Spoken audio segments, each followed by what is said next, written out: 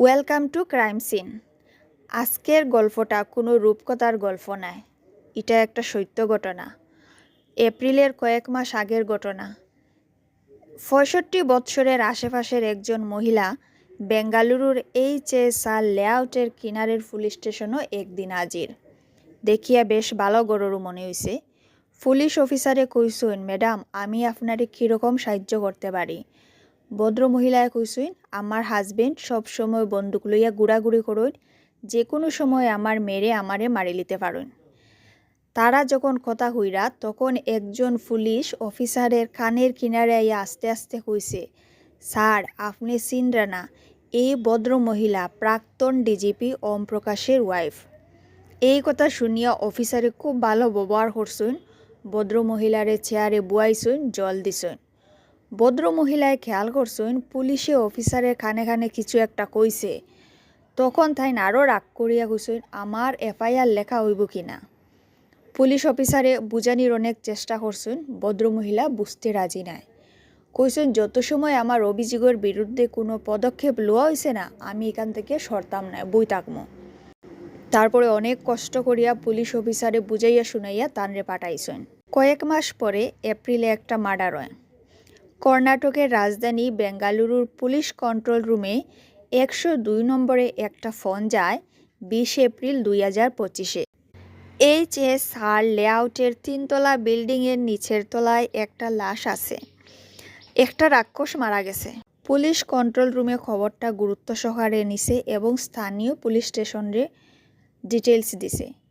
Police তড়িঘড়ি করিয়া যায়, গিয়া দরজা খুলিয়া দেখে চাদরে মুড়া একটা লাশ মাটির মধ্যে রক্তাক্ত অবস্থায় পড়িয়া আছে। কিনারও একটা চাকু, একটা বোতল। দেখিয়া স্পষ্ট বোঝা যায় এই হত্যাকাণ্ডে এই বোতল চাকু ব্যবহার করা হয়েছে। পুলিশ তদন্তত নামিয়ে জানতে পারছে লাশটা ৬৮ বৎসরের একজন ভদ্রলোকের, জৈন কর্ণাটকের প্রাক্তন ডিজিপি ওম প্রকাশ। ২০ এপ্রিল ২০২৫-এ দুপুর ১টা ৩০-এর দিকে তাইন লাঞ্চ করাত আসলা। তখন তান ওয়াইফ কিনারে বুয়াত আসলা। হঠাৎ তান ওয়াইফে মরিচের গুঁড়া লইয়া তান মুখের দিকে ডিল মারছেন। তান চোখ অসম্ভব জ্বলা শুরু করে, তাইন কিচ্ছু দেখতে পারা না, ওরকম অবস্থায় এদিকে ওদিকে বাগাবাগি শুরু করেন। তখন তান ওয়াইফে চাকু লইয়া গলা, গাড়, পিঠ সব দিকে চাকু মারা শুরু করছেন। প্রায় ১২টার মতো আঘাত করছেন।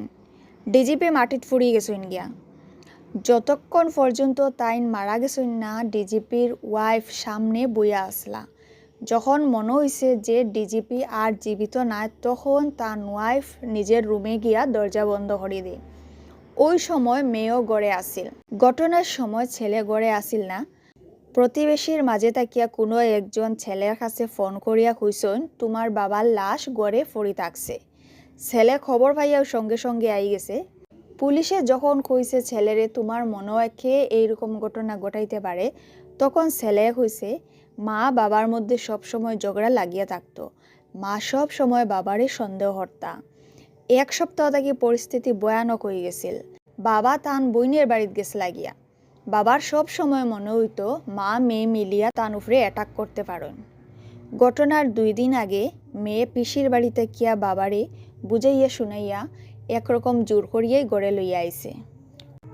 অন্য সূত্রেও জানা যায় ডিজিপির পরিবারে খুব অশান্তি আছিল। ওয়াইফরে লইয়া খুব টেনশনে আসলা। সিজফ্রোনিয়া নামের একটা অসুখ তান ওয়াইফের আছিল। কয়েক বছর থাকিয়া এটার চিকিৎসা চলের। এই অসুখের লক্ষণ হইল মতিভ্রময়। রুগী এমন কিছু জিনিস দেখবা, এমন কিছু আওয়াজ শুনবা যেটার লগে বাস্তবের কোনো মিল নাই। এই রোগের লাগিয়াই ডিজিপির ওয়াইফের সব সময় মনে হইতো তান স্বামী বন্দুক লইয়া ঘুরাঘুরি করা, তানরে তান মেরে যে কোনো সময় মারি লইবা। এই ঘটনা ঘটানির কিছু সময় আগে ভদ্র মহিলায় সোশ্যাল মিডিয়ার বিভিন্ন সাইটে পোস্ট করছেন তান স্বামী যে কোনো সময় তান মেয়ে তান কোনো ক্ষতি করতে পারেন। তো যাই হোক, আমাদের উদ্দেশ্য কারো মনে আঘাত দেওয়া নয়। আপনারা শুনুন, জানুন, সতর্ক থাকুন।